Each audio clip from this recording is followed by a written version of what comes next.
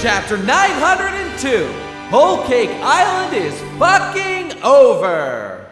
Hello everyone and welcome to another episode of the Podcast. I am the best guy ever, and this is Hypocrite.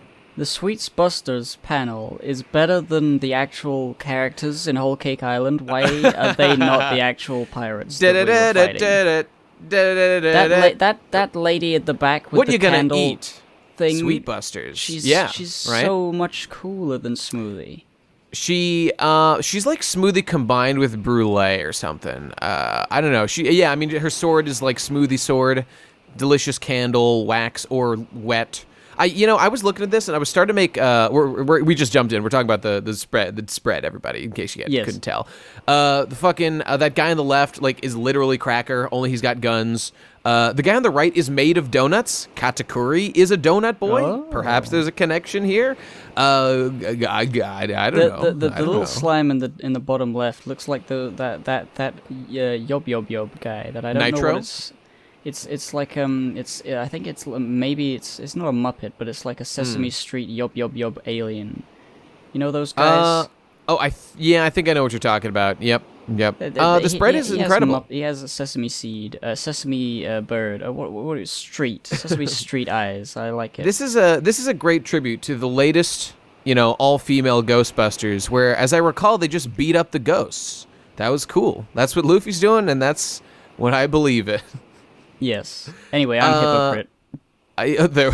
There you go. It's chapter 902, everybody. End roll. Now, what does that mean, roll? Is that like in a credit roll? I thought that at first. I actually think that what it refers to is the end roll of a camera, a roll of film, is my particular thought. Yep. Much for smarter. Reasons.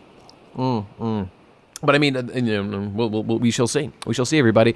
Well, guys, I think it's safe to say this is the end of the Whole Cake Island arc. I think this is it.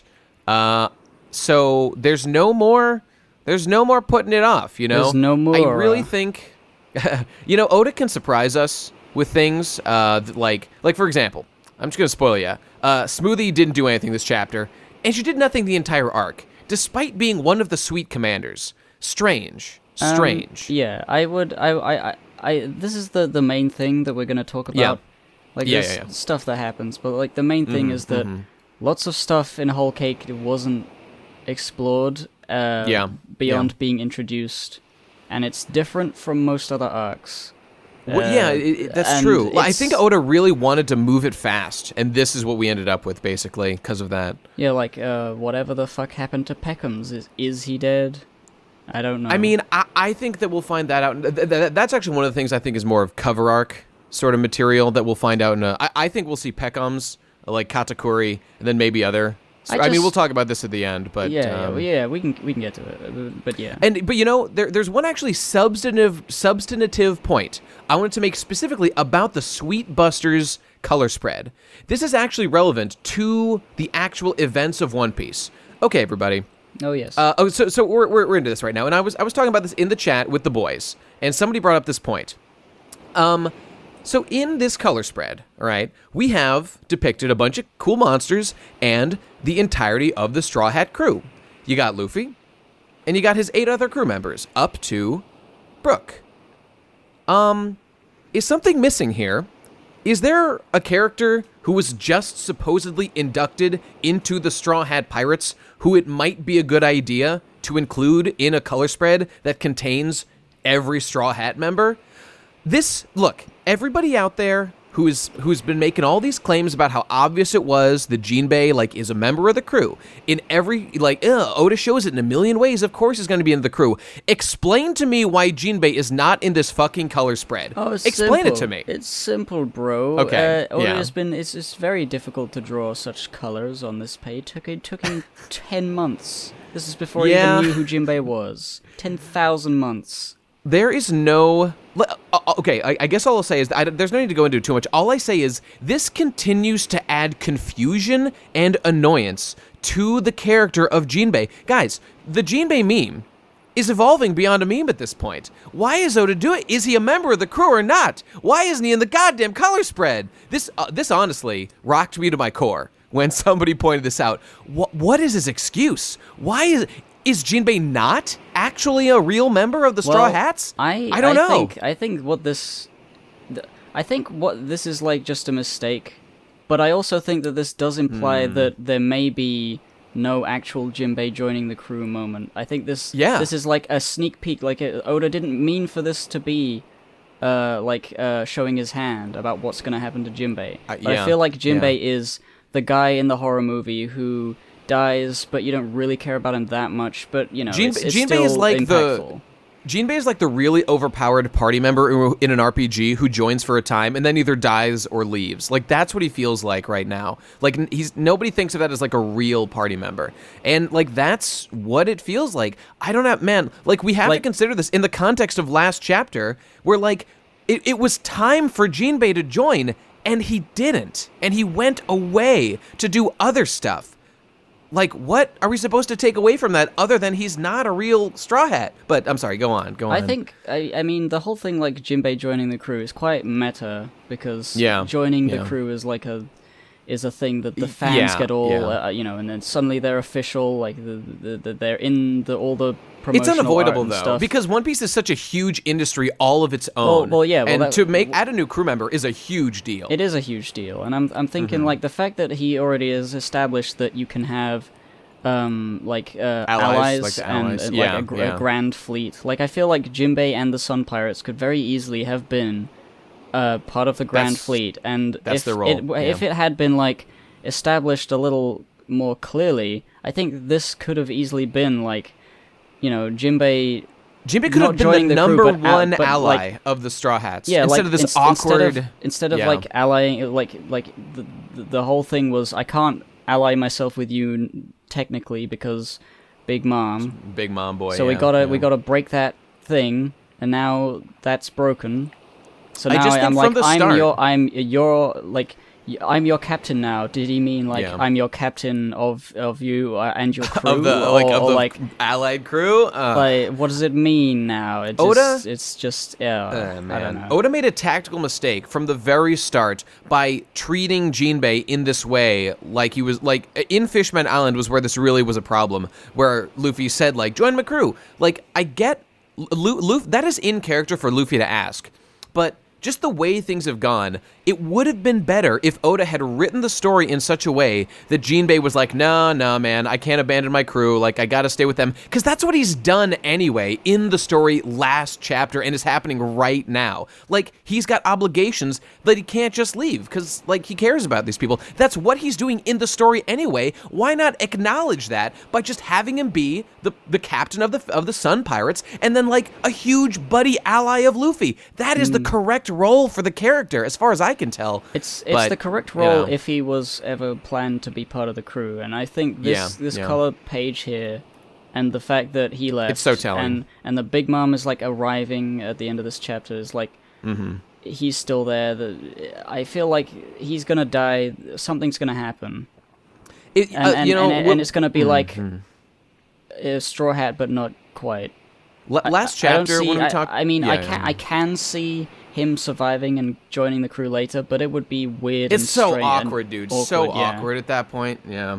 I mean, I honestly, I'll put my bets down right now. As much as I dislike it, I do think Jinbei just will end up joining the crew, which I consider like bad writing, bad pacing, but I think that's what's going to happen eventually. Like in Wano, Jinbei will show up and join as a crew member. I have no idea why Oda doesn't put him in this color spread to confirm him as a crew member. I think he just fucked up.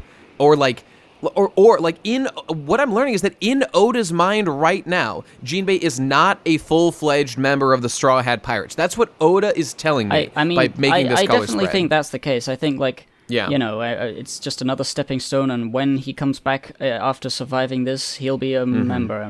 Meet me in Wano. And then that will be the moment where he says, I fucking lived, and Luffy's like, oh, cool. And you know, if I'm wrong, like, if Jinbei shows up in Wano and says, like, listen, Luffy, we've been dancing around, we've been playing this game about me joining the crew, not joining the crew, all this shit. Listen, Luffy, It just makes more sense for me to be a captain. Yeah, like it's just not what I should be doing. I got to stay with my fish boys. And then Luffy's like, well, I'm sad, but we can still be friends, and that's fine. If that happens, I won't I will still feel annoyed at all the stuff that happened, but that would be like mature and like kind of a cool way to wrap this thing up eventually. Awkward as hell, like on the way there, and I don't agree with but I think him dying, not necessarily off screen, but dying before he officially joins the crew would be pretty like the most dramatic and most like okay way to handle everything that has happened. I agree. I couldn't agree anymore, and that's why I said, like last chapter, and I've said a bunch of times, if Jinbei just dies, if that's what we were building to all along, I will still have liked this. But the problem with this is the time to kill Jinbei was this chapter, and I'm telling you right now, it didn't happen. It did not happen, and I'm just like, well, we cannot delay this question any longer. Like, if Jinbei dies several chapters, or we find out he died, like 20 chapters or 100 chapters from now, then, like, all I'll just say is, well, like, wow, that was handled really awkwardly, considering how that eventually resolved. And not only that, Pedro has already done the martyr thing to let the Straw Hats escape. To have Jinbei also do that would be... Good point. Good point. No matter how redundant and matter how it happens, redundant, just like Jinbei to the fucking core, and redundant of Pedro of all characters. What a sad fate if that's what happens. Like no matter how it happens, unless it's unless he completely bedazzles me with some strange new way of thinking that I am not. Maybe he'll eat the bedazzle fruit, and then he'll bedazzle everybody. It's just like which way it happens, something will be kind of wrong.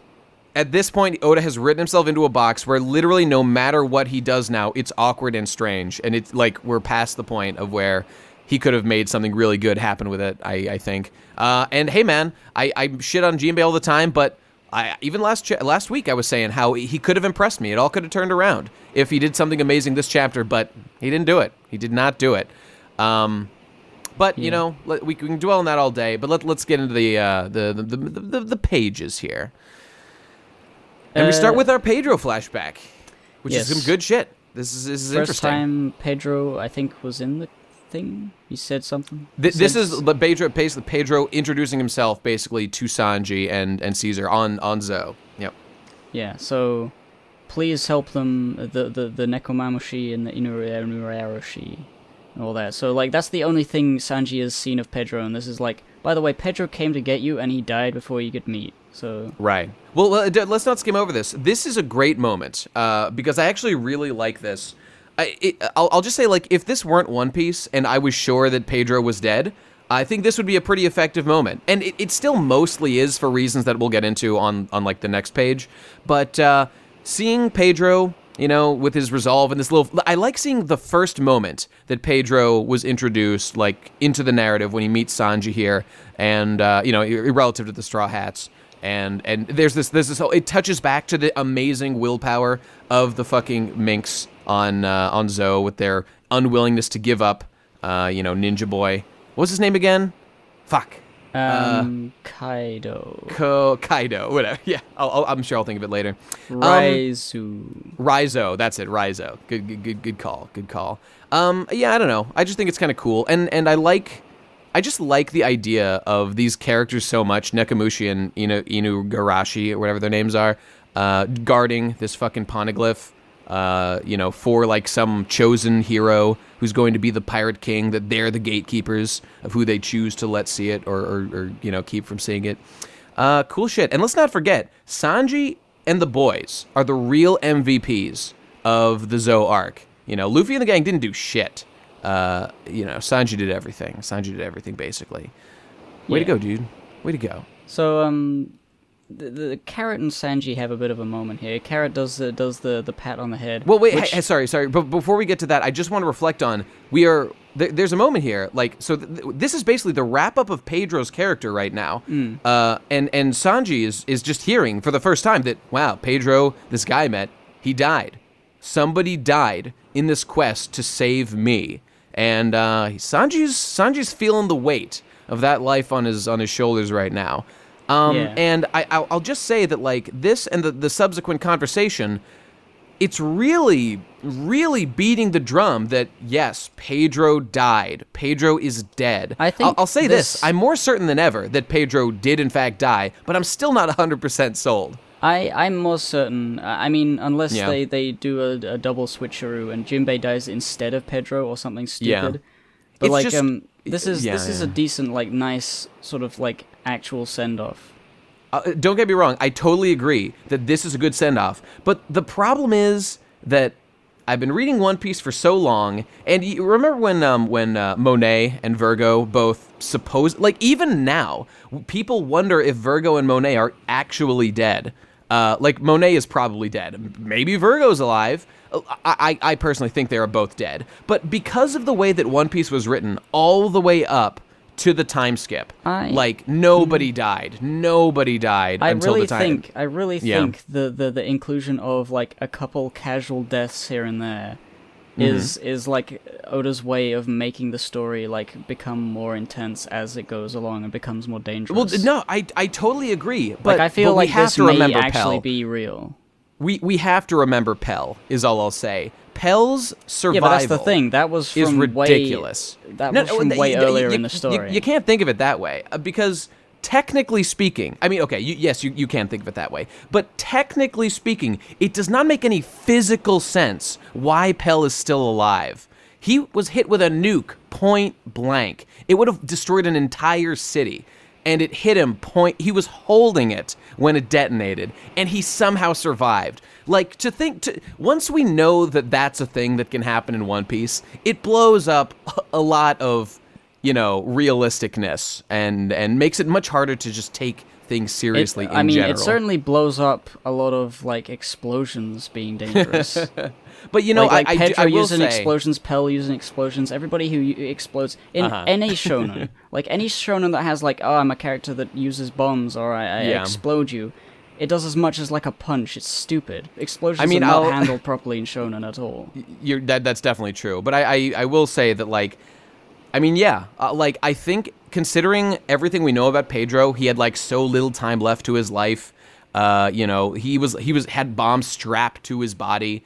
It's certainly the best way to end that character is to kill him. So I want to believe he died. And I agree with what you're saying on a meta level.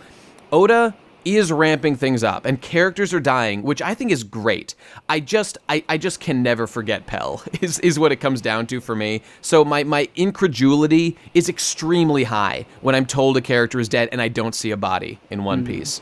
But I'd say right now I'm at like 50-50. He might be dead, he might be alive. Maybe even a little more towards him being dead. I'll do one more thing to maybe convince you. Okay. Pell he was just survived because why not?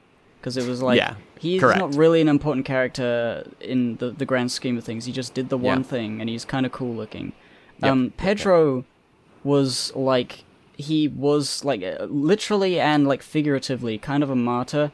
And, like, his message of the world, like, the Straw Hats are going to be just the like those heroes on 9/11 that inspired Pedro. Yeah. What I mean by that is, like Carrot is, like, the one holding his, like, vision going forward. She's, like, the new blood. Yeah. So, like, metaphorically, she is the one carrying on his dream. It seems like there's no reason for him to come back. I couldn't agree more. But there was no reason for Pell to come back either. There was none. He just did it because he felt like it. Yeah, but there was no reason for Pell to die. Like, there's no, cool reason for Pell to die other than... Like, I'm just saying that there's a difference between, like, someone who is, like, a metaphorical, like, figurative, like, martyr character and Pell, who is just a cool guy. There is a difference here. I think you're giving Pell a little bit too little credit at the moment, but I also think you're giving Pedro too much. I have never given a shit about Pedro this entire arc, and I still find the character like an awkward include. Like I like Carrot more. I don't know. I think he's a cool cat boy, but like his inclusion was a bit like sudden. But I do like the moments he's had with like talking about how the Straw Hats or the Luffy or the whatever are gonna be like, oh, they're gonna be they're gonna bring the dawn or whatever he said. Like these guys are the right guys. Carrot. He you was. should- you should Hey, trust how these about this? guys. He was a member of the Nox Pirates, which means the night. And I read this somewhere. And then we see Sanji staring at the dawn. That the death of the Nox Pirates captain brings about the dawn of as the Straw Hats have brought that into reality. He's a big old metaphor character. It's like, oh, isn't this fucking deep?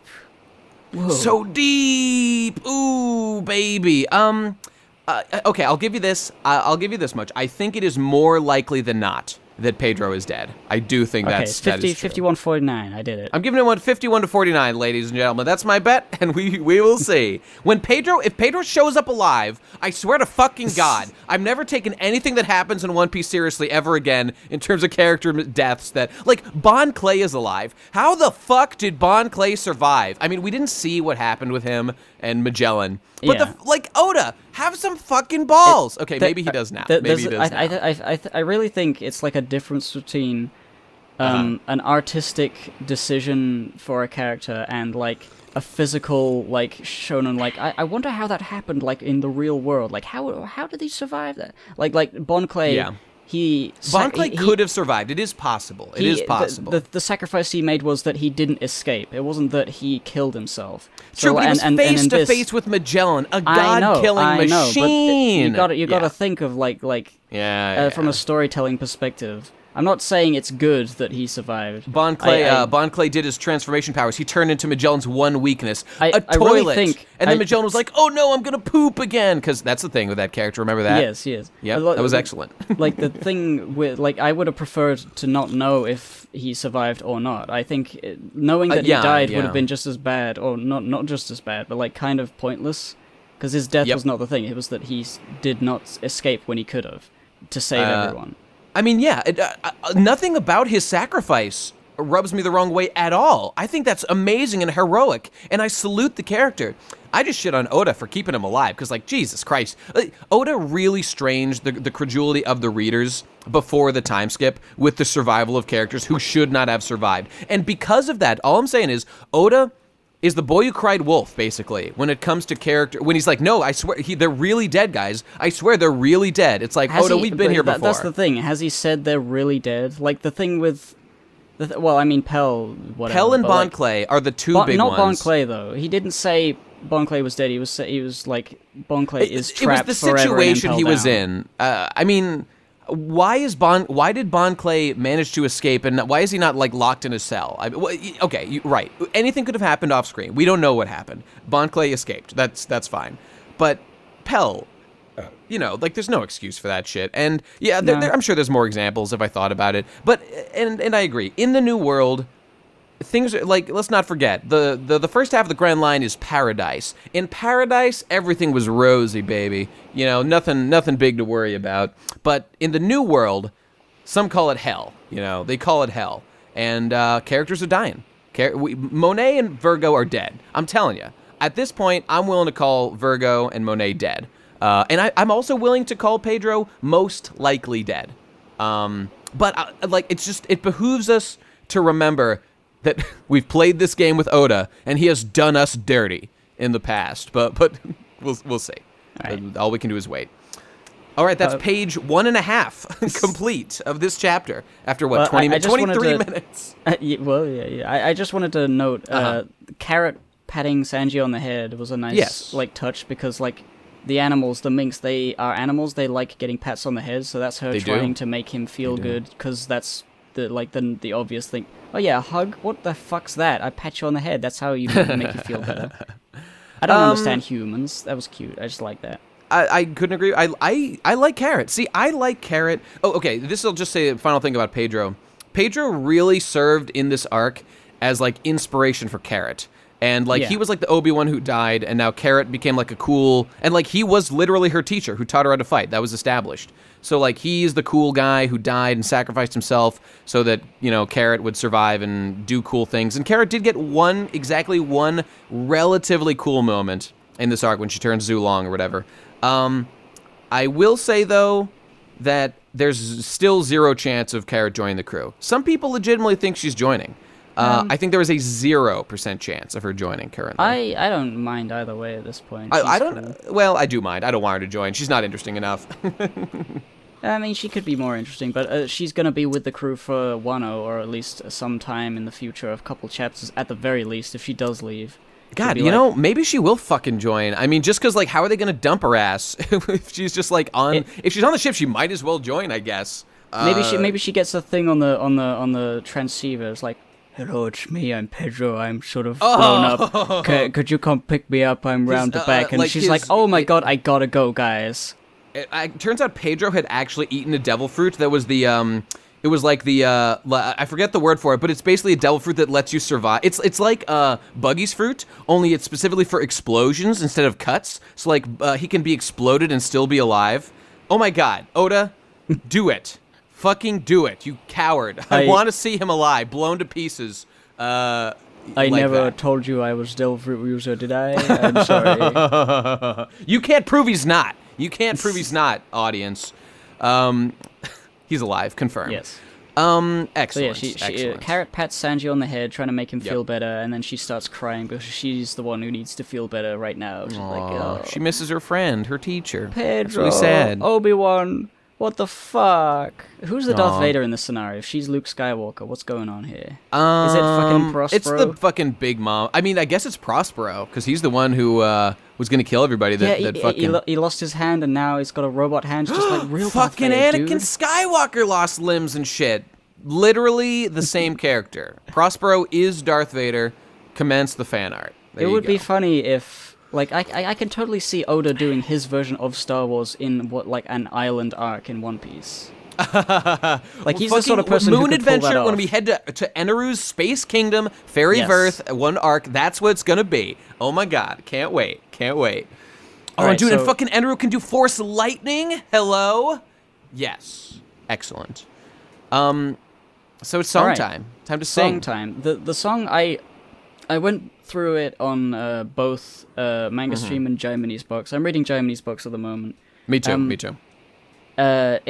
I guess it's hard to parse because it's like it doesn't flow in English as well as it would in Japanese. It's tough. But I read it and it's basically just it's like, this was a nice adventure, or was it? All this bad stuff happens. It's not really that important. It's just sort of like a framework for the ending of the musical. Like, even though it wasn't called Bad End Musical, that was the other chapter. Reading out a goddamn, like, lyric sheet for a song is always going to fall flat. Like, I remember reading the chapter as it came out of Bink Sake and was like, yeah, that's nice. Then the fucking episode dropped, years later, and I was like, this is the greatest cinematic masterpiece of all time. So, and people were saying, like, I was on a podcast with Nux Taku and Rogers Base and a bunch of other One Piece people yesterday. Everyone was saying those guys have like watched the anime, and I'm sure our people in our Discord have seen it too. Everyone says that like the anime is doing a better job. It's like fleshing out stuff that kind of got lost in the mix because this arc really was jam packed. Though ironically, some parts of it went on for kind of way too long and were poorly structured. But this was like really relatively fast-paced, though we should take a moment to reflect on the fact that this arc, Whole Cake Island, was only 20 chapters less than Dressrosa and is longer than Skypiea. It is the second longest arc in the series. And that was a little side adventure. The post-time skip arc bloat is real. It's real. That's just how it is. At some point, there's too many characters to not have bloat, but that's But it's like all those endless chapters of like Big Mom chasing people and like, oh, we got to go here, we got to go this out, got to get the cake, and like, and we'll talk about it in this chapter. And some of it like didn't even fucking matter in the end. Baffling. Baffling. I don't. Fuck. I guess I've never like really thought about like because I haven't been thinking about like arcs in terms of like chapter lengths as I've been like reading it. Fucking. This doesn't feel like I've been reading it for a couple of years, but I guess I have, or like We've been reading this for like a year and a half, I think, something like that. Fuck. Yeah. Shit. I know. Maybe even a little longer than that. Okay, but we'll move along here. So remember, the first thing we saw when we entered Whole Cake Island was cotton candy snow. And here we are having it again as we get to the edge of the territory. And then, and here's what I'm talking about. We then see, the musical's still happening. A little flower says, Mama is back up. and the song continues and all that. So Big Mom is back on her feet. We saw last chapter, she was on her speedy lizard boy, or candy lizard boy, and was like speeding towards something.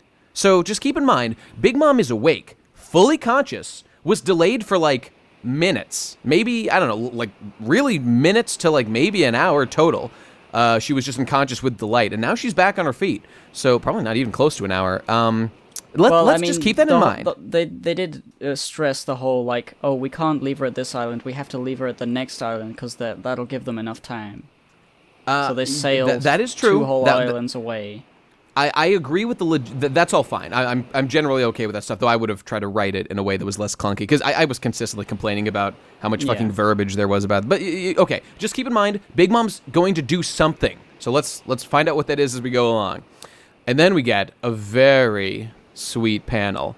And here the song that's in the air turns to discussing puppets being manipulated by strings, and a prince and a princess whose hearts keep getting heavier and heavier. And here we got Sanji looking absolutely Bishonen, and Pudding-chan just being a little... She's got some film... Oh, what's on that film? What's on that film there, Pudding-chan? You'll have to show us later. She's a director.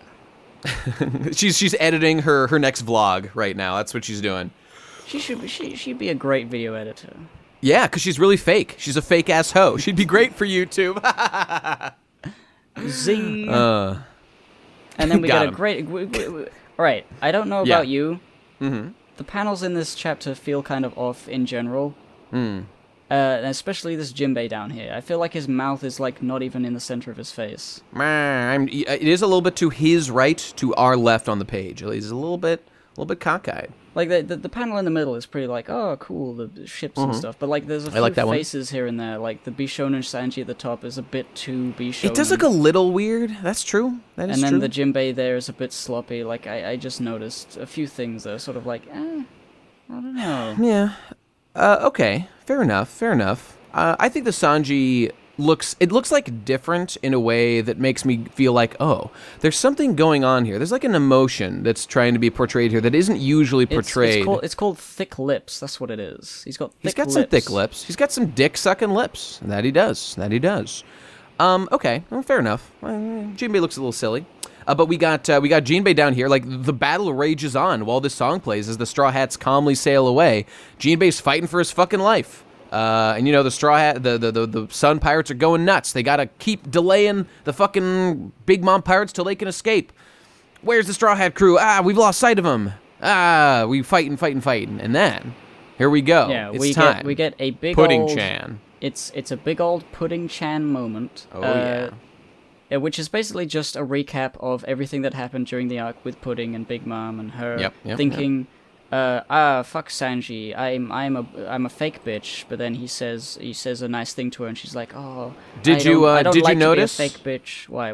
I'm just sucking my own dick here. But did you notice on the first panel there when she is confronting Big Mom face to face, she's got her little side back ponytail. You only see her from behind, but she's definitely wearing the outfit we saw her in first. When it was on Fishman Island, when we first saw Big Mom, when Pudding was sitting outside with her old triple I thing going on, she's wearing this is a different outfit. It's that one. I have no idea what you mean. Well, the people will know. The people will know. No matter. But yeah. But I mean, Big Mom is doing all these things, calling her a puppet. She's being like, yeah, oh, you're so good. Like, hey, yeah, you're gonna marry this guy. You'll make him fall in love with you, and then we'll kill him and his whole family. It'll be great. Just be my fucking puppet. Manipulate his emotions. You're my little fucking tool to do with what I will. That's who you are, Pudding. She's like, no. And then she's just not having. Episode. It's really just. We know what happened. Yeah, we're reviewing. Here we go into the main. You're right. The last request. This is the film. I like the layout of this page. It's pretty cool. Well, don't undersell, because it's important. She has gone through an arc of, for the first time in her life, someone has genuinely loved her, or at least, like, basically he complimented her. He was not disgusted by her physical appearance, is really what he did, and he was into it, and she likes that. So basically, she's superficial as hell. She well, okay, I'm exaggerating. Pudding is actually very endearing. It's a silly little like a fairy tale love story sort of thing. He was just so nice to her, and nobody's ever nice to her. Who knows about her eyes? They had a magical wedding in a magical land. It's a fucking fairy tale. Indeed. So, the last request. The last request is we assumed, or like we deduced that what would most likely happening was that she kissed him.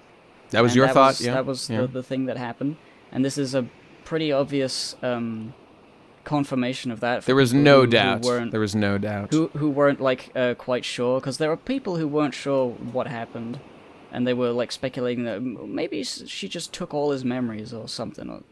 Which was stupid. There were a lot of theories. Like something amazing could have happened here. There could have been some grand narrative.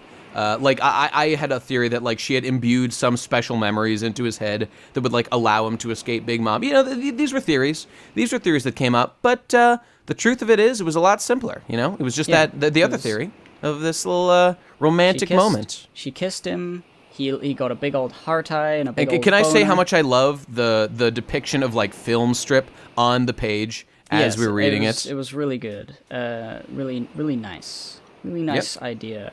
And she takes the memory of her kissing him and she runs away, and then Sanji forgets it immediately and it's like, what happened? I feel like this.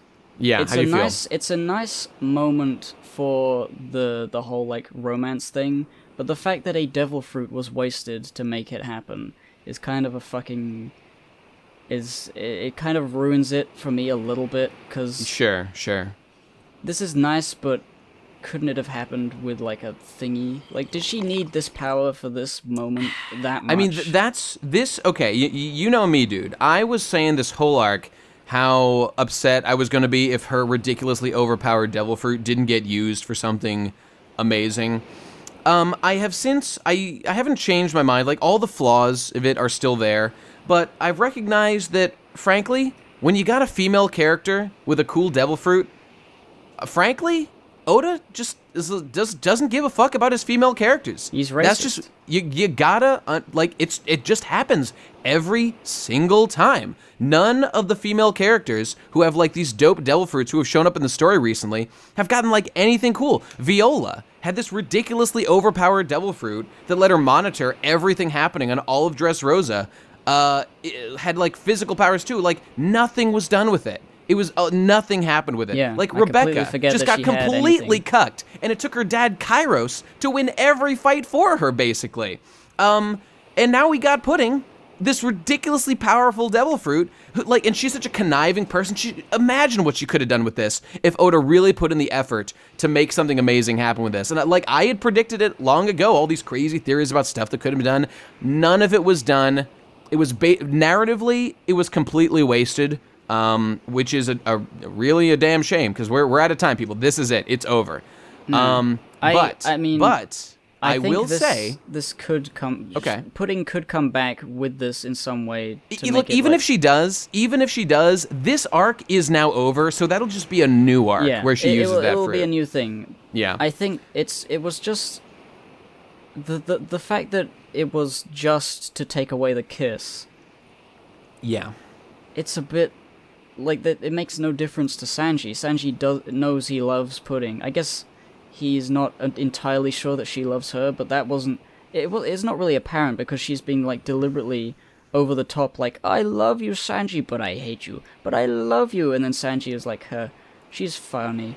Like, are we to assume that Sanji doesn't know that she likes him, and that this was the proof that he would have needed? I think now that's he doesn't accurate. have it? Yeah. I see this as, I actually, for all my problems with this usage of her power, I love this moment. At first I kind of hated it, because I was being all MGTOW, and I was like, yo man, you only take out that fucking kiss? Why didn't you let him hit that pussy, dog? Then you could have taken that too, and it would have, come on, he saved your life, motherfucker. But, okay, once I got that out of my system, it's like, what is Pudding really doing here?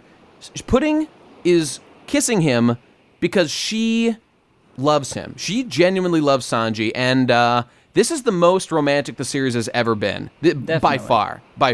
And I like it for the romance. It's just like the stuff around it. Sure, let's talk about it, because I want to talk about this, because this is interesting. This is new territory for One Piece. And like, okay, at first I was critical that, like, what difference does it really make to take a little kiss that you have with the boy that you like? But in the context of everything that's happening, what I'm reading into it, and this is a fairly charitable read, and I would understand if somebody doesn't completely agree with this. It's just calling him, like, Gigi, calling him a little nickname, saying thank you for everything and goodbye. Pudding selfishly kisses him because she really loves him and she wants to be with him. But I just think in her mind, and considering the manipulator that she is, she just recognizes that kissing him is like putting a burden on him, like, of her love for him. And she, honestly, really respectably doesn't want to give him that burden of, like, recognizing how much she wants to be with him.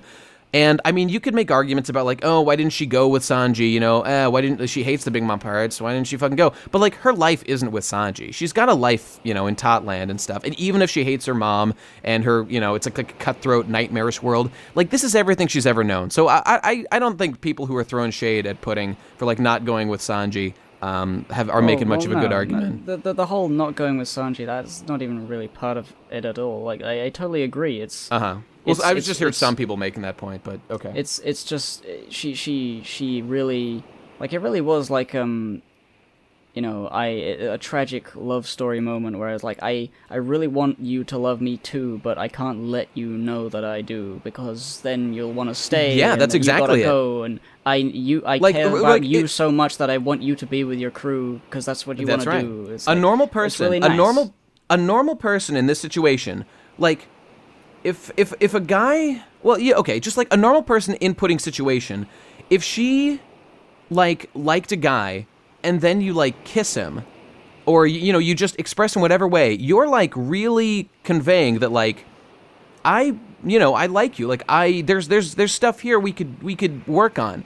In Pudding's case, she has what is really a luxury of being able to do something and then make it as if it never happened. So... Pudding just doesn't, all we can infer from this is that Pudding really loves Sanji legitimately, but doesn't want to burden him with how much she's going to miss him and how much because I do think it's true. Sanji, this whole ending part, was not really reciprocating the intense kind of love that Pudding has for him, and I think that his love for her really is quite superficial.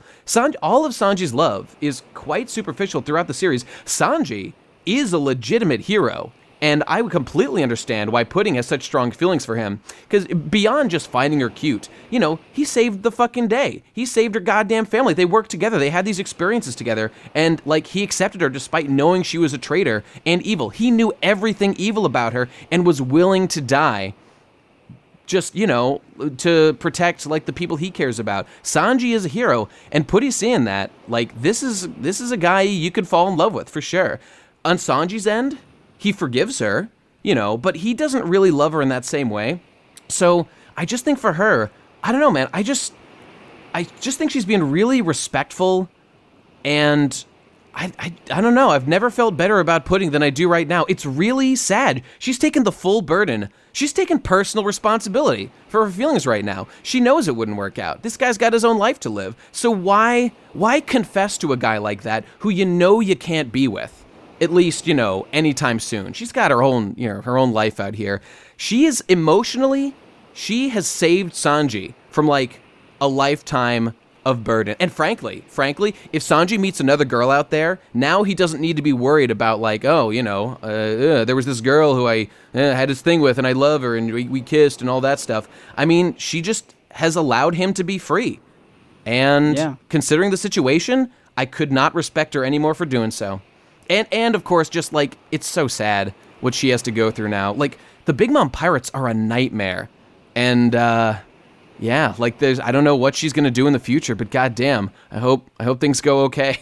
I hope that she, Katsu Curry, Brulee, and Pecoms all leave and run away and go have a better life somewhere else. I hope that happens. Yeah, I guess it was just, the devil fruit thing was distracting me from that because I hadn't completely thought about understand. it as deeply. Yeah. But yeah, I now that I ate you that say deep, it all, deep no me, my dude. It's It made my pussy super deep. if you know what I'm saying. Just keeps going. Oh, there it is. Okay, I apologize to everybody. Anything further to comment on this, or should we move on to the next part? No, not really. I like it. I like it now. I mean, I didn't dislike it well, before. that's okay. Your criticisms are completely valid, and I agree with them. Again, this is kind of like the Katsu Curry thing. Like, I've got one or two little picadillos, little nitpicks here and there, but ultimately, like, the character is impressing me so much with what she's doing that, what am I, you know, this guy, he knows. All right.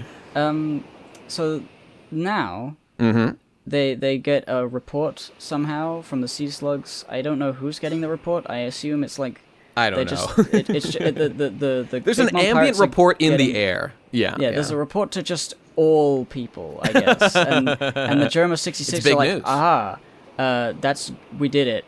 Thanks for the info, whoever that was. Germa retreat. How? It looks like they're jumping into the mirror world from that panel there. Yeah. By the way, they're alive. They're not dead. Incidentally, this is the first time we've seen them. They're still fighting. So. Yeah. Well, okay. I guess they could die. I'm just saying that they got gunned down like a couple chapters ago. I forgot. I forgot because it was just because it was dumb and obviously not important. But yeah, they're fine. Don't worry about it. Those Germa killing bullets were really important. They sure were important, weren't they, everybody? Okay, you know what? You know what I'll say about those? I will defend them by saying those bullets allowed there to be narrative tension by the fact that they might have been used at any time to attack the Germa. So they did have a purpose, and they were used a couple times. They shot Reiju. They shot our boys last chapter. I don't think it's the bullets is like a bad thing to include in the plot. I just feel like they sure made a big to-do about it at first, though. You know, when it comes down to it, it doesn't really matter. Is the point? Because they can still fight. They can take a few wounds, but they can keep fighting. The bullets. That's the sort of element that I think could basically have been cut from this arc, and we would have lost almost nothing, and we could have just increased the pace. But yeah, I kind of like it too. But whatever. Now, what do you think about the last panel showing the mirror? Do you think the Germa are going to somehow get through that? Well, no, because they would need Brulee, and Brulee is in the mirror world. But why are they showing that in the? Why is he showing that in the? Well, panel? You know that thing? It's like there's this guy who makes infographics for each chapter, like a day or two after it comes out, and somebody linked in the chat before, and I happened to see. I read it before this. I'm stupid. The reason it's showing the mirror is because the next scene is in the mirror world. There you go. Yep, that's the reason. It's a directing trick. I was thinking it was the Germa saying we're retreating, but it's the guys in front of the mirror who are saying it's understandable. And zooming into the mirror. It's a little awkward to do in manga. That'll look better in the anime if they zoom into the mirror and transition. So Yeah. Well, here we are, dude. Here, this is it. This is the moment. Katsu Curry's back. There he is. My boy Category has been categorized as defeated, and here he is. Here he is. Good old so Brulee. I mean, here's good old Brulee, good old bag of bones, basic bitch Brulee. Here she is, coming out, and she's like, "Oh, there he is on his back, the defeated Katsu Curry. I didn't want to see him defeated, but here he is." And so she takes off the hat, exposing his shameful teeth, exposing his true nature to the world that Luffy had graciously covered up, and she just starts to heal him up, medicine the fuck out of it. We've got to talk about these next lines that she says, because these I spent a lot of time today thinking about, and I read multiple. I tried to find the actual Japanese source, which apparently you can't even get until the Monday after the chapter comes out. I looked at the manga stream one and the Japanese box one, and they both have completely different connotations. I'm going with I think Japanese is closer to Japanese the intention. makes sense to the context of the scene and what we actually saw. More or less, she says, "Oh, you fell on your back, didn't you? I thought you were gonna fall forward, but you decided to fall backwards." And that makes more sense. That makes more sense than the other one, which is you fell on your front and you turned around, because he never fell on his front. Well, that's not true. Didn't he fall on his front when? Remember they both got knocked out, then they both got back up again. I don't know when that. I'm gonna pull that up, but that definitely did happen. I think Brulee may not have been watching at that time. I don't know. I think I know what's happening. I think what we're seeing is basically Brulee questioning why he had fallen on his back previously, and then gets up and he had fallen on his front, then he gets back up, and why did he choose to fall on his back at that point? Because he could have fallen on his front again, like, he probably had that much power left in his fucking body, but he chose to fall on his front. To fall on his back. God, I'm sorry, I'm fucking it up. Yeah. It's a little... That makes, that's the gist. It's the only thing that's really important. Is like, why did you fall on your back? You don't do that. And, I thought you were trying to fall on your front. And then he's like, did you know, Brulee? I actually fall on my back all the time when I eat my donuts. By the way, I did look it up. He did, in fact, fall forward and is, like, lying face down on the ground for a little bit. Okay, well, whatever. Okay, yeah. Either one is okay, I guess, Yes. the translation. The point is that he's confessing. It's a very important to talk about. This actually is important, these lines, which is why I was really trying to investigate them. Yeah. Because it matters the intention here. Because, okay, there's the elephant in the room it's not an elephant. It's just that, people have been strongly disagreeing with my interpretation and our interpretation of the Katsu Curry fight and, what was intended. And, let's just say...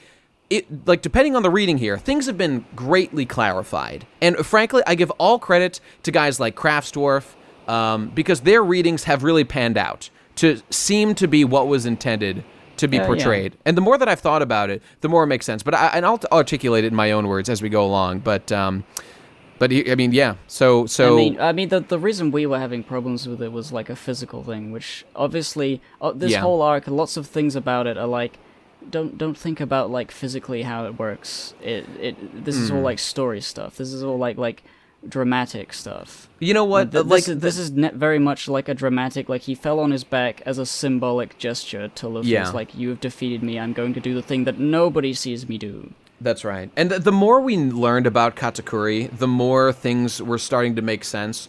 And now that we're in the final chapter of Katsu Curry and the arc, it's time to reflect, and we will do so. I've got things to say about this that we'll get into. But here he is, Katsu Curry, fell on his back, and he just confesses, it was all a lie, just so you know. And Brulee, in the sweetest smile we've seen from the character, is just yeah, I knew. Yeah, I knew. Now, okay. Him fucking blushing about the fact that she had seen him in the mirrors, lying on his back eating donuts, is the fucking best panel of him. It is the most kawaii shit I have seen in all my days as an otaku gonzo journalist. This is why Katsu Curry is the best character in all of One Piece. This exact panel right here, when he blushes. This is the same man who stands around and obsesses over how to prevent every danger from befalling his family, and is consumed with a need to protect his loved ones and to always be perfect and make sure. And we know how bullshit it all was. He's admitting it right here. It's all a front. It's all a fucking front. He's not a perfect man. He's deeply flawed.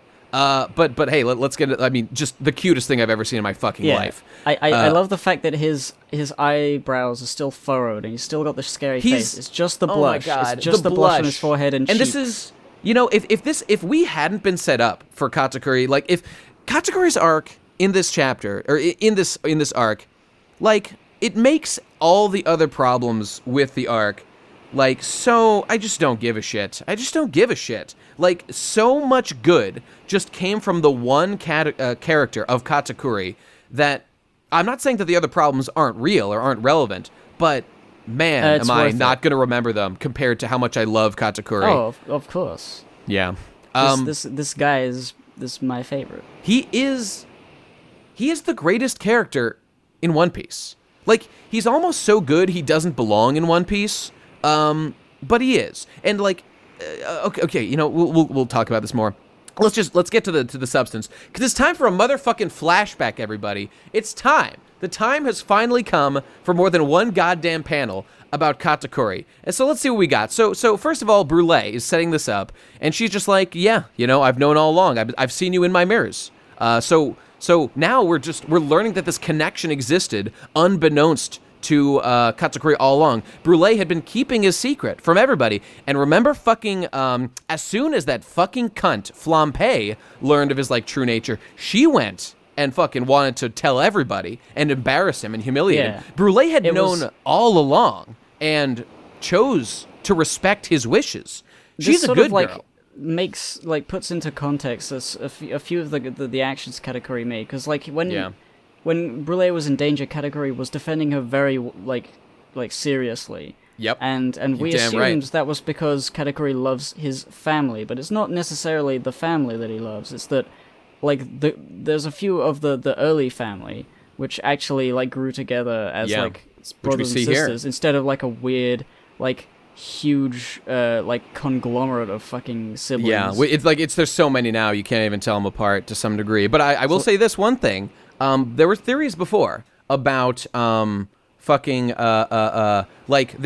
learned when Flampe shows up. Flampe says I'm the idol of the Big Mom pirate girls. I was voted with it was something like 41 out of 42 voted for me as the best sister. And I'm just going to throw my hat in the ring here and say that people were theorizing that Katsu Curry had voted for Pudding. No. Katsu Curry voted for Brulee. That's what I think. That's what I fucking think. Yeah. He didn't know that she was keeping a secret, but... The Best Little Sister Award or something? That's right. That's what it is. Yep. And she's a little sister. Katsu Curry is the only one, I think, who could be... aside from Prospero, it's kind of strange to me. It's a little bit funny to me that, Oven, for example, would, give a fuck about Flampe, considering what, a serious motherfucker that guy is. But, I don't know. Maybe she can charm him, or she sucks the good dick. I can imagine that there's, 41... other brothers who are younger. There's an exact number known. Actually, it's something maybe there is. I don't know. Yeah. Actually, I was looking on the wiki about all the brothers and sisters. We don't know all of them, but people have really started charting out exactly number for number who is what and how old everybody is. And I don't know. We know more than half of them, but there's 85 total kids or 88 total kids of Big Mom. But yeah, Jesus Christ. Okay, but anyway, let's actually get into it. So here we go. Flashback time.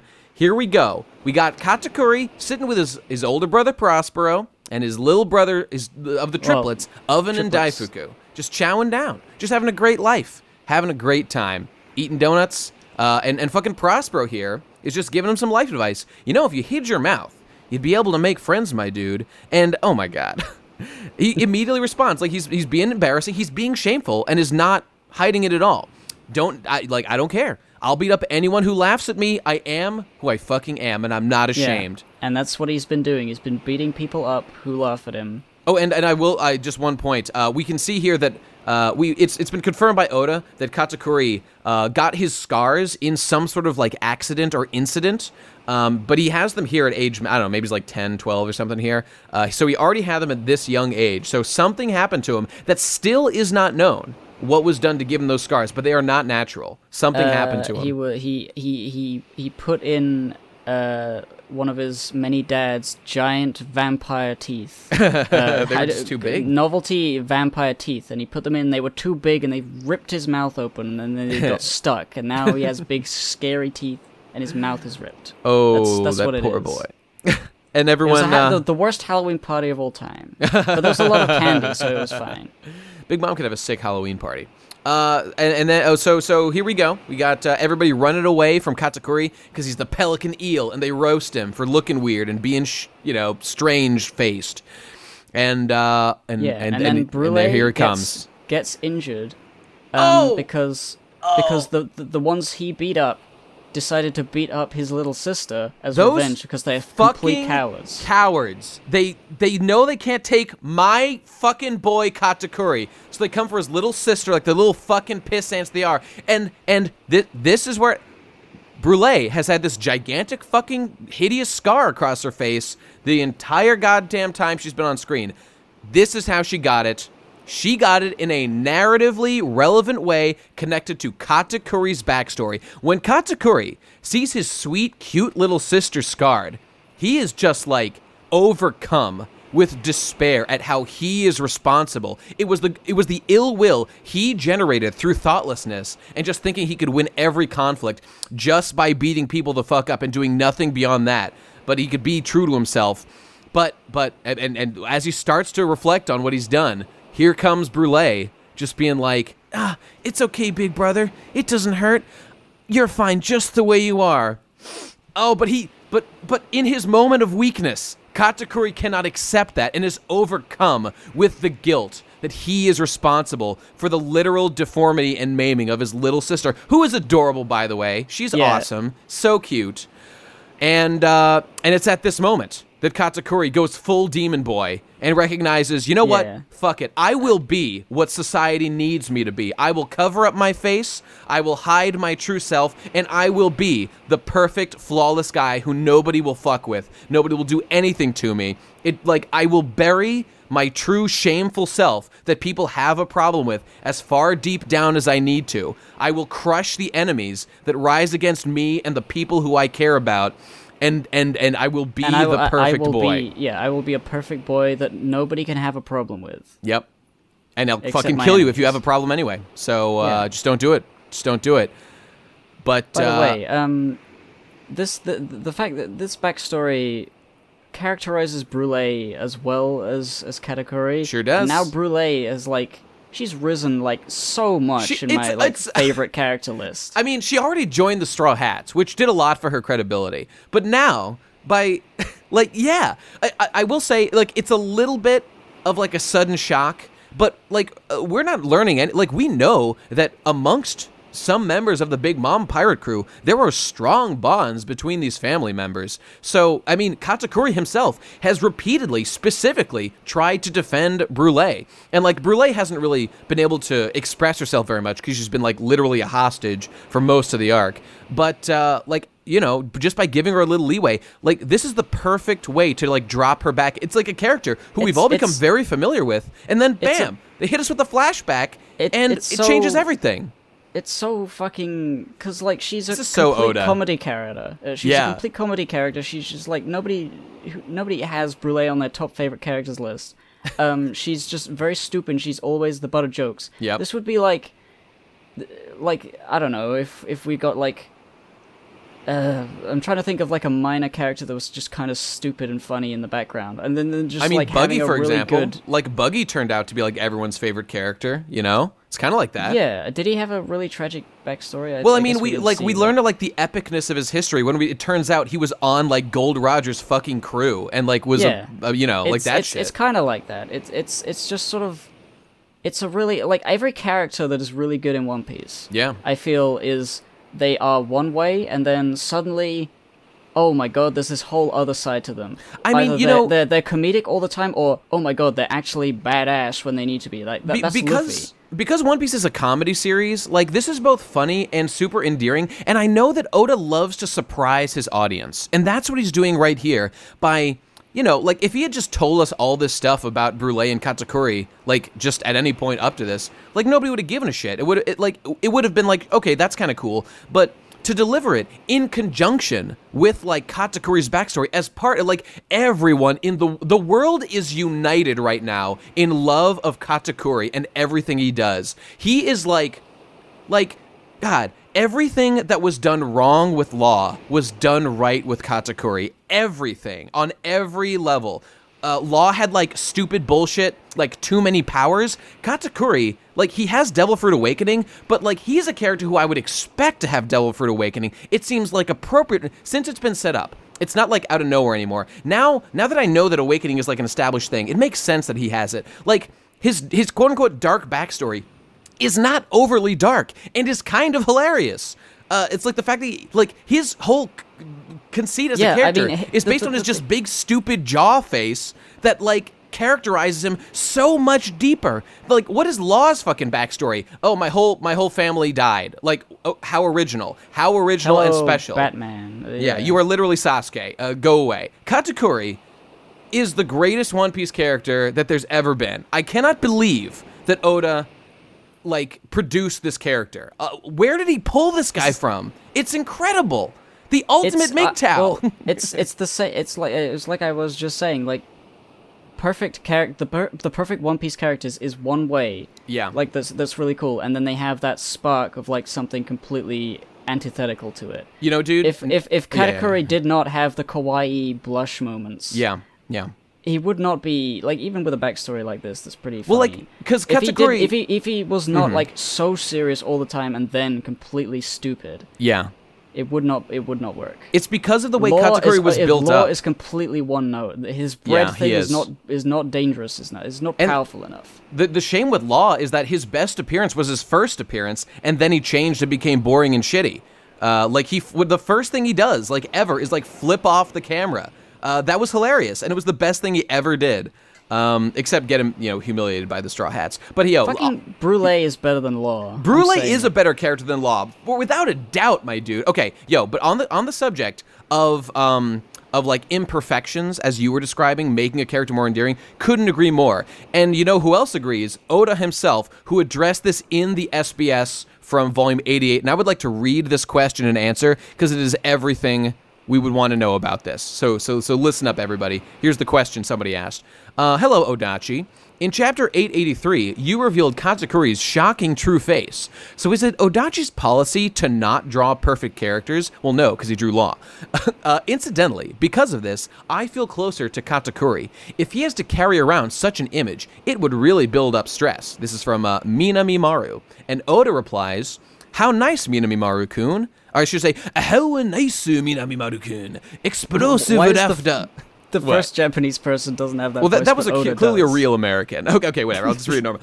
Explosive laughter at Katsu Curry. Explosive laughter. This is Oda is saying this. I'm not sure why.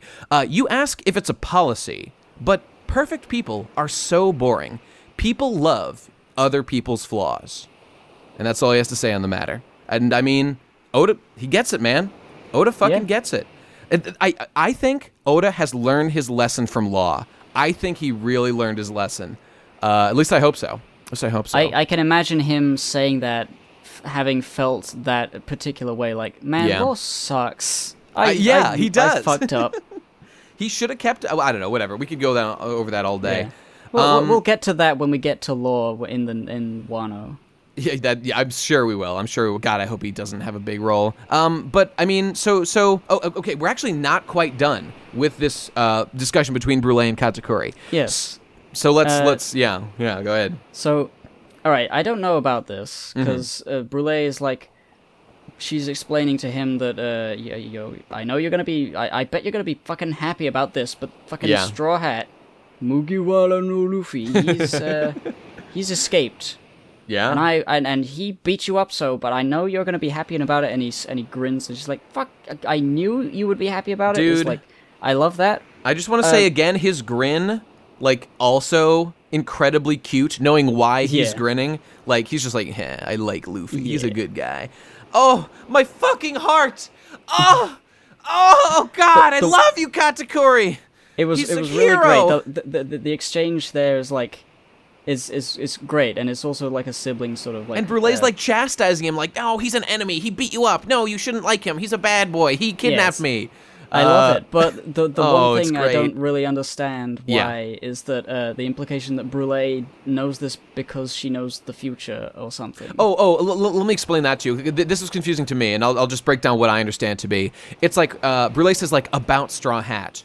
And then Brulee just says, or Katsu Curry like doesn't reply, ... And then Brulee replies, if you knew where he was right now, you would probably think that's great, right? And then Katsu Curry replies like in a joking way, like, can you see the future? Like he's like joking about like, oh, you think you can like predict what I'm gonna think about the news you're gonna tell me? Like I think that's like the joke he's making. Oh, okay. Yeah, you see what I mean? Okay, that makes more sense. Yeah, that's it's just my hard reading. Sometimes, especially since the last time the future talk came up. It was incredibly confusing what was happening. It Luffy definitely and was. Curry. It's always going to be confusing with this shit, which is a little unfortunate. I think actually the anime will probably make some of this stuff a lot easier to digest. Yeah. I mean, I guess I should have known because we just heard that on the announcer, the big announcer said it. Yep. And so she probably heard that. Well, she knew, and she was out in the real world for a while too. She probably went to get medical supplies to help Katsu Curry because she's a good boy. Oh, she's good. Okay, I would like briefly. This is the last we see of Katsu Curry right here for the end of the chapter. I would actually like to read another little passage that I found. I kind of want to. I just kind of want to revisit the whole Katakuri question, because we now know everything there is to know about Katakuri as far as this arc is concerned. And I have spent a lot of time, I have taken the criticisms, the rebuttals people have made to my points to heart, and I've spent a lot of time thinking about it, and I think I've finally digested how things have gone.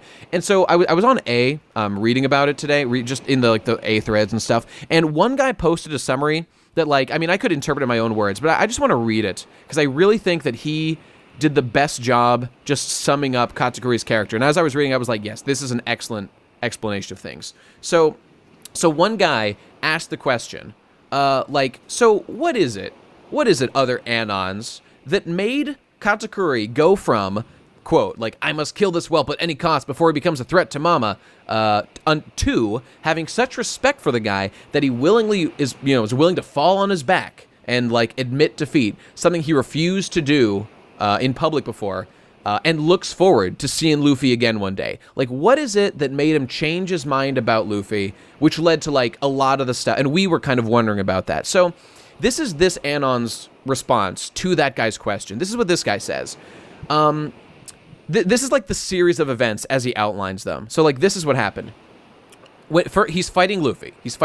So first, he's impressed by Luffy's determination to protect his crew in their first round. The guy took him into a situation that would probably spell doom for himself, for Luffy, but would save his crew. Despite clearly being outclassed, Luffy proves to be a challenge that keeps him occupied. That's the first thing Luffy does, and Katakuri does congratulate him on that, but he's still looking down on him. The next thing that happens is he manages to survive being buried in Mochi and intrude upon Katakuri's private time and, like, invade that space, in which he learns Katakuri's secret that he's been keeping hidden even from his family. Luffy then does not give him shit for his appearance and is totally cool with it, like he doesn't give him shit for it like most people that Katakuri knows would do. And he doesn't care that Katakuri is laying on his back. By the way, I'd just like to make a comparison. Sanji not joining Pudding's appearance is exactly like Luffy not joining Katakuri's appearance. It's like there's a strong parallel here, and the Big Mom pirates are full of hypocrisy, and we'll talk about that more maybe. Next thing, he lands the first solid blow on Katakuri, period, that he's been dealt in so long he can't even remember it, which is that was stated clearly, and he's actually making a challenge for him until he gets his shit back together, or until, Katakuri, like, recovers from that moment of confusion. Then, despite Luffy escaping and having an opportunity to flee, he comes back for another round for the sole reason of proving that he can win and get stronger. And that, I think, is important for what happens next, or in a little bit. So then Luffy continues to impress him more and more by getting beaten and being able to land blows on Katakuri, even improving his observation haki to the point where it's approaching Katakuri's. So that's happening at the same time too. Nextly, he lands that big blow on Luffy, and he finds out that the only reason he lands that blow is due to his sister interfering and, you could say, quote-unquote, cheating. And she laughs at this only guy. She laughs at the only man who is giving Katakuri any kind of run for his money in God knows how long. And this sets him off that she dare taunt someone so close to Katakuri's level. And again, to revisit that point I said before, Luffy could have escaped. He chose to come back and have a one-on-one man's duel with Katakuri, which gives a new context to why Katakuri would have a problem with someone interfering in this duel. Because these things matter to Katakuri. We're learning now. So all these things are changing his impression from him being just like, I will kill this guy, I'll use whatever methods, I don't care about him, he's shit, to, okay, I actually respect this man as an opponent. And then finally, goes all out from here on in a brawl with Luffy, all concerns for appearance cast aside so he can enjoy his first good battle he's had, again, in ages. And then finally, the fucker Luffy actually succeeds in landing a fierce enough blow that Katakuri does indeed fall to the ground. Face first, that's true. He does do that face first. And then the TLDR is that Luffy, through sheer grit and willpower, takes Katakuri back to a simpler time, a time he'd almost forgotten, when he could lay on his back, sing about eating donuts, and kick people's asses all he wanted, as we saw this chapter, without needing to worry about people giving him shit for it, or worse, taking it out on his siblings. It's liberating as hell for him to not only have someone he might call a worthy opponent, but one whose ethics he respects. And that's the full post this guy made. Laying it out that way is like, I wanted to go back and read the whole arc, but I think this guy did a really good summary and is actually better than any of the videos I've seen. This post really helped me digest all the things that happened, and now that I know everything about Katsu Curry's character, I am going to read it back again and make sure this all jives, but... I mean, I feel like it would have happened anyway if we had reread it, because... I agree. We were so full of, like, questions every chapter that something new was being added. Like, we didn't know that he felt this, like, anything about his backstory or the reason he would... Like, we just assumed he was, like, loyal to Big Mom, and that was it. But there's so much deeper. There's so much more. Oh, God. Yeah. I'm nutting. Oh! Oh, dear. All over the deck. All over Lady Amande, who's deck. the minister of Nut Island. That's true. That's a true fact. I wonder why. She's getting all those nuts. All right. Okay. Very the good. end of Katsu Curry for now. Soul Pocus. Soul like Pocus. Hocus Pocus. Yeah. What there is it is. what is soul in Japanese? Well, in literal Japanese, it's soru. Soru. Oh, okay. Yeah, I mean that's how if it's like sounded used like in. Hocus, then it would have been fun. Like Big Mama's fruit is the soru no mi. So yeah. Soul Pocus. All right. So Mama's coming. Mama's Everyone's coming. Like, Mama's coming. Rarity. Shout out to my girl. There it is. Yeah. Oh, excellent.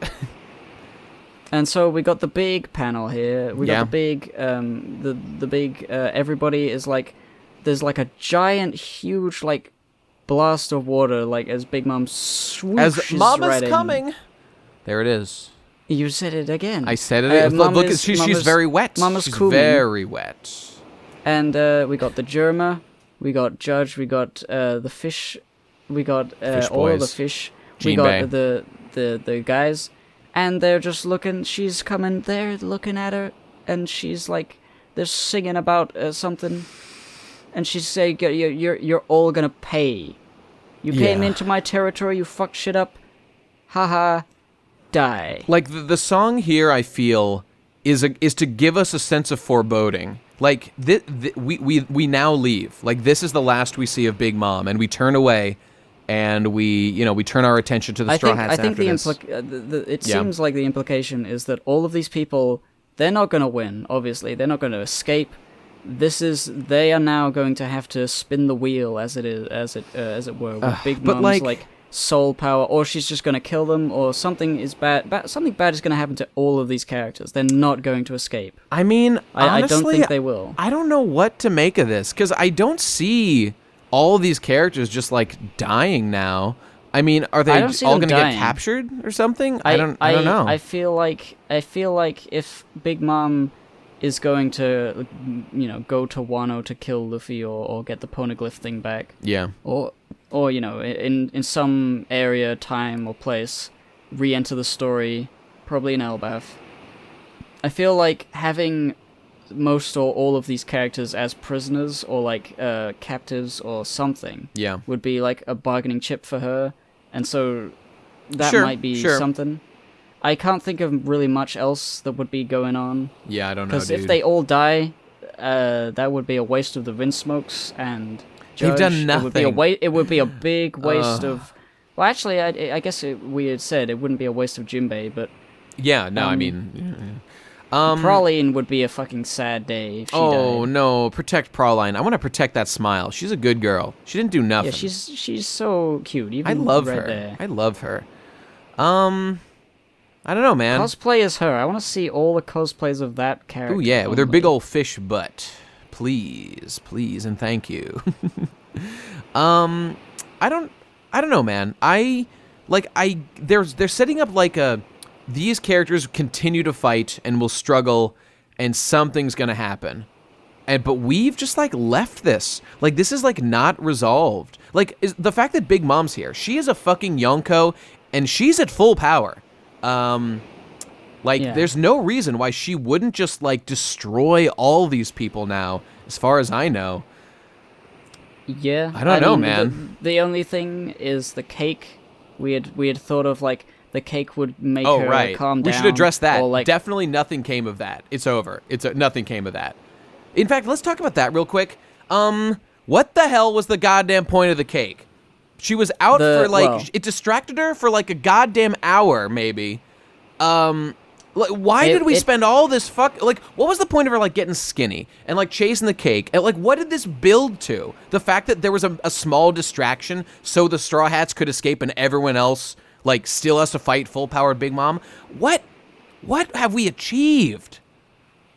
I don't know. Well, I think what has been achieved is that Capone Gang They got away. Escaped. They got away. The Straw Hats escaped. I mean... The Straw Hats are just leaving their buddies to fucking die here. Yeah. That is just the case. Yeah, that's the... Like, I don't understand. I mean, I don't think the cake was a big waste of time, like everybody seems to say. I mean... It was. I don't know, man. I like the cooking stuff. It could have been like everybody, like you especially, was saying like, wouldn't it be cool if it was a cooking thing and a Big Mom and the feast would be the end? Yeah, that's right. Sanji cooks a feast and that's why everything's fine. We got some feels cooking. Like an anticlimax or like a to be continued for this whole thing. Like I feel this has to come back as story wise. This doesn't feel like an ending that's satisfying or like I was gonna say on so many things.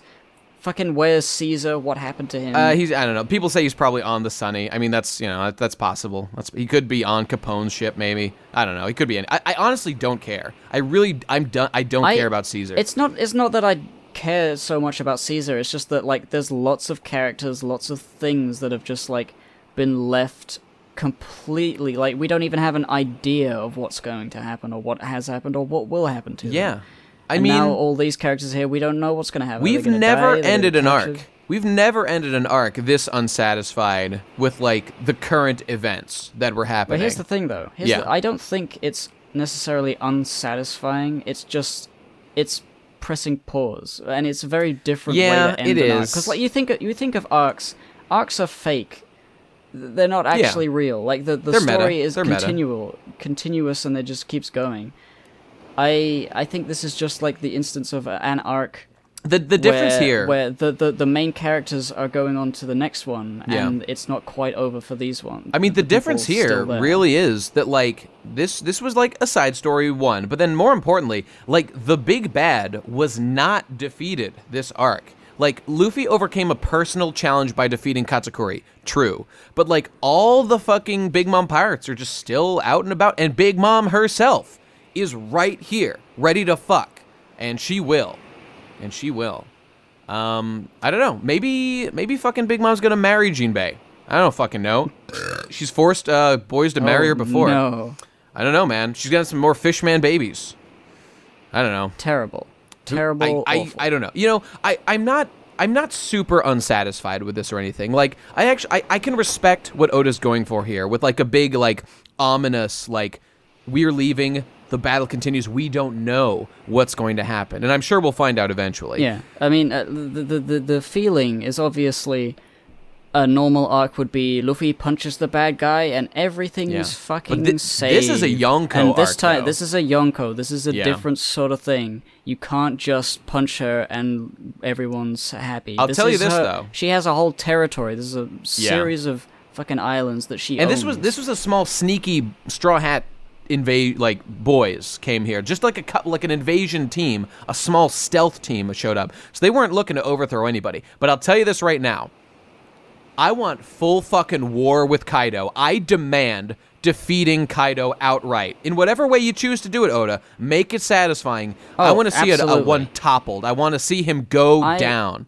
I do not think Oda would have done this arc like this. Yes. If he was going to do the same thing with Kaido, I think I agree. I expect him to do good things. Mm-hmm. I definitely feel like this was setting up the Big Mom pirates. Yeah. In a way, so that it's like self-encapsulated. Like you can focus on all of these crew members because there's a lot of them. Yep. And you know, Katakuri's great.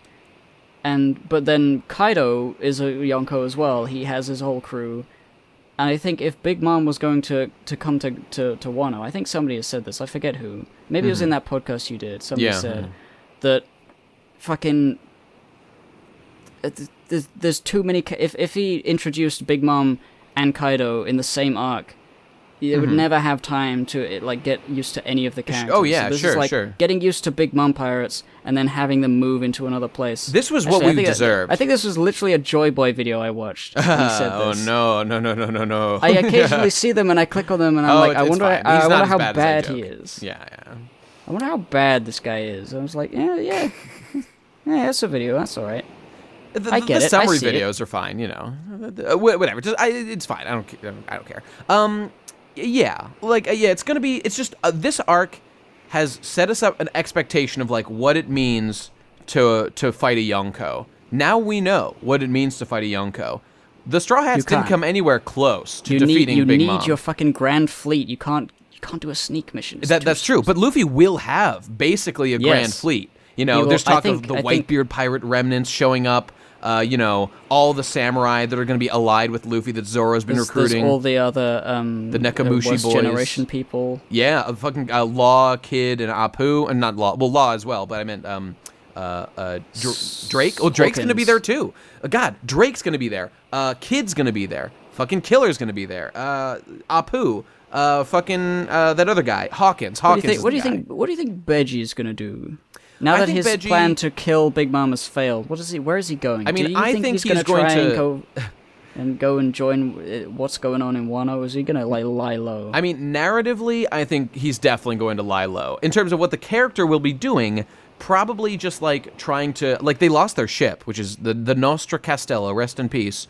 He's probably got a second ship in his butt somewhere. I mean, you're not wrong. I mean, he's a prepared guy, and he's a powerful guy. He knows what he's doing, but like he needs to recover from this, I think, because they've lost some important stuff. I think he'll go into rehabilitation for a little bit. That's my guess. But I don't know, man. We'll just have to see where it goes. But that's it. The end of the song has ended here. The Queen sings soul pocus, life or death. And that's it. The manga stream says life or dead, and I thought that was really stupid. Oh no, they life fucked up. or dead. Yeah, okay. I choose dead, thank you.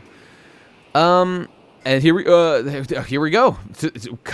Doing a hard cut away from that, back to the Straw Hats. With the help of a powerful shield, they have escaped. They've escaped. They did it. It's over.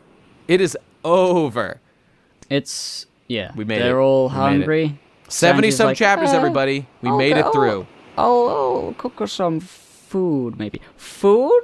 Oh my god. Oh, haven't had food from Sanji in a long time. So long. Oh, everyone's excited. Everyone's very excited. This whole thing with Zeph, I get why.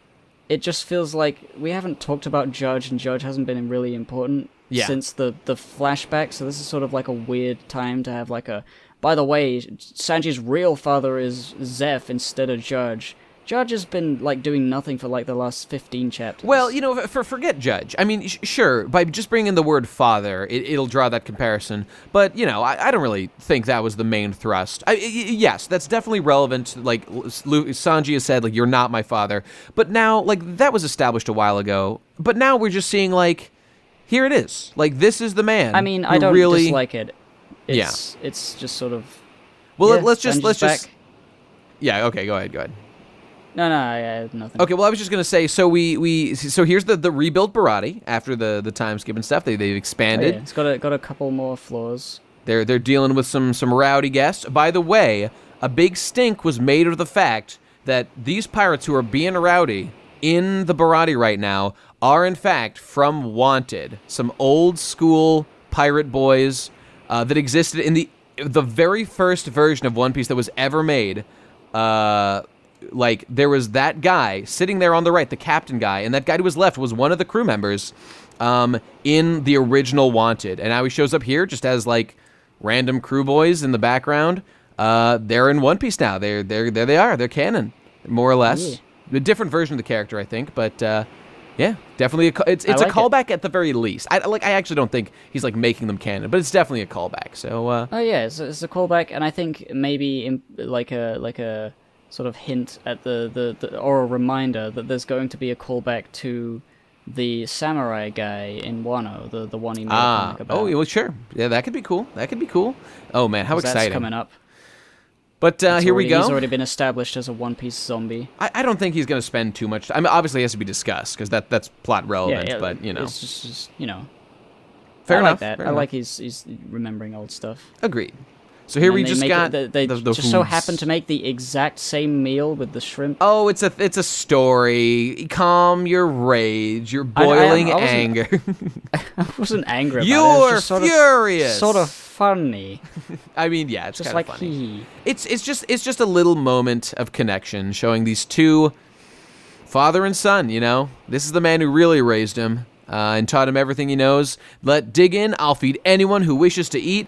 The talking comes later. They say in sync across time and space. And by the way, can I just say that? So now we're actually seeing Zeph in person here for the first time in this whole arc, and as we can see, there was no danger. Like, there's nothing here that's like actually threatening. I don't think the Big Mom pirates ever had anyone like stationed to like assassinate him. And yeah, I mean, I feel like if they threatened that, didn't they, at some point? I mean, they just said like, Zeph. we'll kill him. Like, if you, they never said like how. Like, we've got a guy on him right now, the greatest sniper in the world.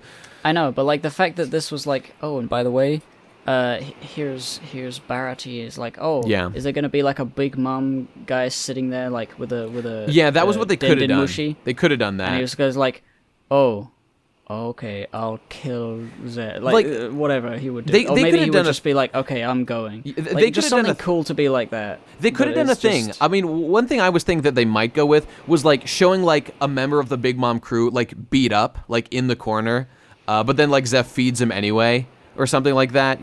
Just like to show that like because what I took away from this, and I still like this. At least this is my thought on this matter, is that like yes. Like, Zeph's life has been threatened by the Big Mom pirates, and frankly, is still in danger. They could easily send people to kill him after all the shit the Straw Hats pulled. But here's the thing. Zeph is a pirate, and he knows that, like, his lifestyle is dangerous. It's his responsibility to, like, manage his own life. Sanji cannot spend his whole life worrying about Zeph. They've gone on separate paths. So, just based on that alone, like, I don't think, knowing the character that Zeph is, this, like, powerful, proud pirate, and Sanji having, chosen his own path in life away from him, like, this is just what happens. This is just real life. Sometimes death threats happen.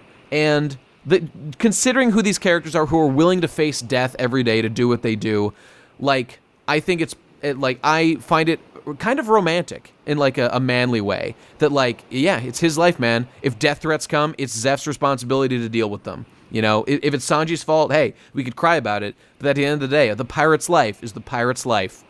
And you just got to be able to handle your shit. And frankly, I don't think they're even going to do anything because I don't think they even really cared that much about like killing Zeph. But I don't know. Maybe one day we'll see some Big Mom pirates show up to attack Zeph, and Zeph just has to beat him up. I don't know. It could easily happen.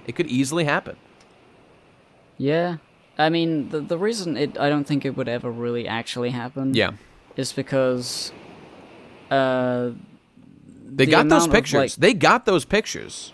Don't know how they got them. They know all the people connected to all the were there Straw pictures Hats and stuff. Yeah, they knew who it was at least. Yeah. Like maybe they could go beat up the mayor of Nami's town. Well, I guess that's or it. whatever. I find this an inspiring moment. Like, if the whole cake thing, this would have been a little more resonant for me if I thought the cake thing had like gone better, or like I thought it was a little bit more like awesome of a moment. I found it to fall a little flat. So like now that we're like kind of coming full circle on like Sanji's arc as a cook, like it's a little bit, like I'm not like cheering and jumping for joy about how epic this like finish to the arc is, but like it's a final decisive moment, just reaffirming Sanji's character, making this like connection across time with his father Zeph, and his effective father, and so it's just a nice, charming, positive moment to end the arc on. Like you could say, like some people like Roger's Base say that like not enough happened this arc, and it was like kind of a waste of time, blah blah blah. But it's about the little moments, and it's about appreciating. Saying overall, I'm not trying to shit on Roger's Base. I'm just saying that like we differ slightly in that I find this arc to have done so much good that I find it a triumph. It's a triumph of an arc in my mind, even with all the many flaws I pointed out and the pacing issues towards the latter end. Just so like The New World Yeah. is saved. The New World Like- is saved after this arc, without question. Yes, That's how I feel. I felt like Dressrosa was incredibly long, but Yeah. it wasn't necessarily that it was long that was the problem. It was It was the fact that nothing really happened that Correct. was that cool. Correct. Like a couple cool things and things that are happened, but outright I bad, forget like the birdcage. The birdcage bad- sucks. It's there's terrible. a lot of like literal bad stuff. Big Mom, the baddest things were like, I wonder how Luffy can survive that many punches. I don't know. Like that yeah. was the extent of the bad things were like tiny nitpicks here and there. Yep. And then maybe a bit of pacing issues, but like, it's been really good, and the podcast has been basically this whole arc. Yeah, we covered every chapter from start to finish. We started in Zoe. We might have even done all of Zoe, but this is our bread and butter. yeah. And so now we're moving on to the next one. And speaking on bread and butter, patreon.com/podcastpirates, I think. I forget if there's a the there. God damn it. Patreon.com/podcastpirates. I'm typing it in. And yes, that's the one. No, that's the wrong one. It's the Podcast Pirates. Wait. All right. Fuck, am I fucking up? Let me test. Okay, there it goes. It is patreon.com/thepodcastpirates. That's the one, everybody. What a journey this has been. What a journey. We met literally the best character in One Piece. We experienced what it means to go Brulee, against a yes. Yonko. Brulee, yeah, that's what I mean. We experienced combat against a Yonko for the first time. You know, characters seemingly actually died, as far as we can tell. And like, look at Pudding. Look at the wreckage of like Pudding emotionally at the end of this arc. Like now, can Pudding continue to live her life amongst the Big Mom pirates, knowing there's people out there who can accept her for who she is? No, I think it's absolutely certain that the seeds planted here are going to be what becomes Big Mom's downfall. It's not necessarily that somebody is going to punch Big Mom in the face and kill her. It's that her family is going to turn on her or, you know, run away from her because they realize finally that this has been fucked up from the beginning. Yeah, and Pudding and Katsu Curry are going to be like the front of that. It's going to be everybody knows what Sanji did. I guess Pudding, just Pudding, but like fucking what Sanji did, what Luffy did. That's the legacy that they've left behind. They're going to get rid of that's what I think. That is the good shit. That is the kind of like there's that shonen trope of like a hero, like the hero like shows up and like he can empathize. Like this was in Naruto. This was like a thing about like what makes him special is that he can befriend anybody and he can like touch people's hearts, and that's like Luffy's power too. And like we can all roll our eyes, but this is what I'm talking about. Sanji and Luffy, just by being their authentic selves, come into this place and demonstrate integrity and two willing, like scared, sad members of the Big Mom pirate crew. And this crew is ruled by fear, by survival of the fittest, like that it is no place for people with good hearts, like Pudding or Katsu Curry or Brulee, or even Pecoms, maybe, to like spend their life. Like now that they've seen what else is out there and they know what's important to them, I don't see them sticking with they owe it to themselves to break out. And I see that being really what it is that destroys Big Mom. Not the fucking Luffy coming in and developing ultimate Bushoku Gear 5th Super Dragon Technique Snake Man punch attack. It's destroying the infrastructure by demonstrating that there is another path, that they don't need to just live in fear of Big Mom, because there's people out there who will accept them for who they are and can be allies. So if those characters stick around, I'll just say this, I'll be a little disappointed. I want to see big changes happening in the Big Mom Pirates as a result of this. And I think that's likely, I'll say. Yes. Yeah. One thing I just realized is that we haven't seen a lot of Baron Tamago. Yeah. And I think I know why. It's because he's with Pedro nursing his wounds, guys. He knows maybe. Pedro. He's one of the characters who knows who Pedro is. And he's like, yes, you blew yourself up again. Let me do my chicken revival. Wait, yes. Zoom. He brings Pedro into his egg thing, and he revives him and he somehow. fucking revives him and he becomes a bird. He's like, oh no, I don't want to be a bird. I got a beak now. I'm Birdro. and Baron Tamago's like, haha, cluck. Damn. And that's that. Let's hope so. Let's hope so. Alternate theory is that we just aren't seeing much of Baron Tamago because, frankly, we've like seen everything relevant to I the don't game. know. But I mean, he those two turned are like into rivals. a fucking chicken. I like Baron Tamago. I kind of wish we'd seen more of him. Like his fruit is terrifying, freakish, disturbing on a deep level. It's really disturbing, and he had a really cool design, and he was like the first Big Mom character with Pickums. That's right. Pickums that were Pecoms. What a legacy! That we have now, like, to think back to all those years ago when I was fucking in college and shit, reading the goddamn Fishman Island arc. And we meet these Big Mom pirates at the end of that arc, and it's like, whoa, actual like Yonko crew members, like holy shit, they could like easily defeat like a Logia guy like Karibo, and like they have no problem handling these like more like late game issues and stuff because they're such powerful pirates, and they've got all these like this global influence, and they can make wheels and deals with Luffy and stuff, and like they're ambassadors to the crew, and now we've experienced like what that means to be the member of a Yonko crew up close and personal, and it did not disappoint. It did not disappoint. Oh, what a journey. What a journey it is here on the podcast and in One Piece in general. Yes. I love it. I love One Piece. And it's got flaws. It's not perfect, but there's nothing that comes close. That's how I feel. Not even a little things come close. Yeah. Nothing can fill the niche. It's so good. It's the perfect adventure show, and I'm so glad that it's still around and still kicking. Me too, man. I don't know, man. I think when we started Whole Cake Island, Oda had said like 7 more years. Does that mean 5 more years? Frankly, I think he's going to go longer than his prediction, considering all the shit there is to do. Can Oda finish this shit in 5 years? I don't think so. Well, let's think. If it takes 1.5 years to do something like this, yeah. I'm assuming like 3 years for one. Oh my god, like 3 years. Maybe, man, maybe. I wouldn't be surprised. Like 1.5 years for Elbaf or 2 years for Elbaf. Sure.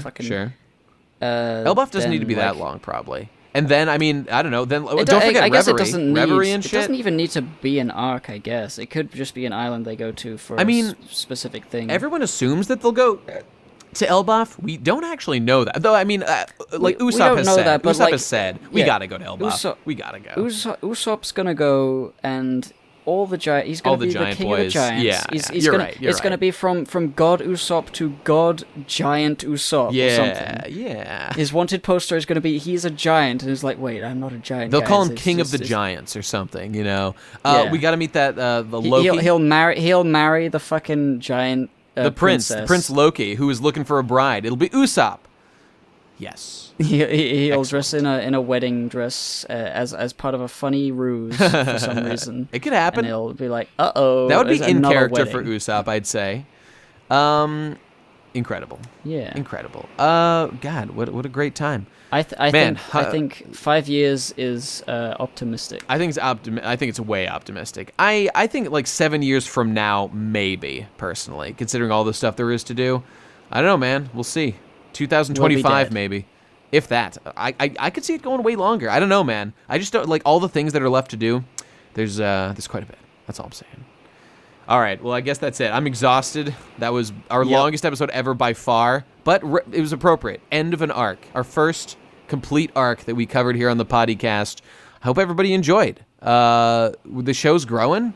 More people are coming and enjoying what we have to say. Man, it makes me really happy. I've said this before, but I just want to say, like, I think back doing the show, and I think Gib does too, to like when I was a kid.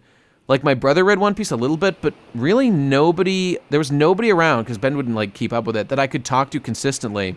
And I discovered 4chan, and I found people I could talk to about every week on A and stuff. But still, that wasn't, it was a little lonely to be the only guy I knew. My real-life friends, nobody gave a shit about One Piece. I eventually met some people in the anime club. That was kind of okay. But still, nobody cared nearly as much as I did. But now, with our little community on the Pod D Discord and all the viewers and people who watch this shit, it's I just feel like we found a little home here. And I finally have that community I always wanted of people to gush about One Piece to, and it makes me real glad that people enjoy listening. It's real nice. It's real nice. I feel basically exactly the same way. I've always wanted to talk about One Piece. I'm glad you and I started doing this, dude. This podcast is the best thing about One Piece. I love right doing now for it me. every week with you. It's so much fun. Oh, I love you too. Give me a hug because we're like in person right now. Yes. On the pirate boat. We need another version of the we're doing it, bro. We're making this happen. We need a pirate version of that now. All right, that's it, everybody. Thanks for listening. Give us money. Patreon.com/thepodcastpirates. Join our Discord. Join the conversation, everybody. That is an active fucking Discord. It's probably on my most active one.